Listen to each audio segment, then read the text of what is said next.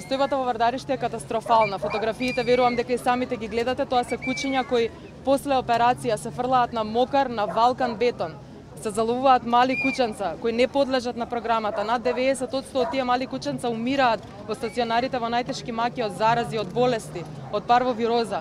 Не е решение никаква начинот на кој сега се третираат таму животните, напротив, само го зголемува проблемот. Наместо на улици да се враќаат здрави единки, третирани, на улици се враќаат болни животни кои умираат после некое време и проблемот пак продолжува. Има нов прилив на нови животни на нивното место и ништо не се решава, се тапка во место. Овдека денеска се собравме на овој протестен марш, незадоволни од третманот на бездомните животни, односот кон милениците воопшто, во што го има во државава и во градот.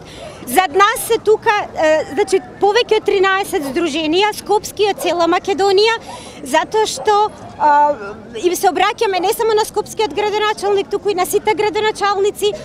До сега слушавме и бевме сведоци на безброј импровизации. Нашите препораки се јасни, нашите барања се јасни, понатаму ќе ви ги кажеме. Значи, се останато што е вон тоа, вон нашите барања, сметаме дека е импровизација и нема да го прифатиме.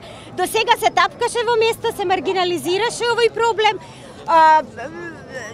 Даваме конкретни решенија, бараме да бидеме сослушани, да бидеме инволвирани во трајно решавање на проблемот со бездомната популација, затоа и конечно за секогаш да се реши, значи трајно да се реши. Дали сте се сретнале досега со градоначалникот за врташење на Скопје? Не, досега градоначалникот никаков интерес не покажа тет-а-тет да се состане со нас и да слушне кои се нашите препораки.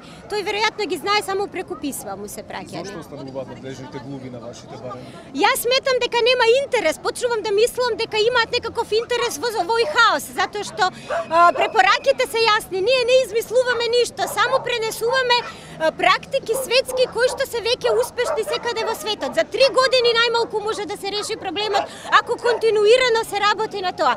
Значи масовна кастрација и стерилизација на бездомните животни и пропратни останати мерки кои што ќе подразбираат контрола строга на одговорно сопствеништво, контролирање на одгледувачници, значи на продажба и купувачка на кучиња, строга контрола на одговорното сопствеништво, како да ви кажам, да се подобрат законите, да се надополнат законите и на крај да се создадат механизми тие да се имплементираат за проблемот повторно и повторно да не се јавува.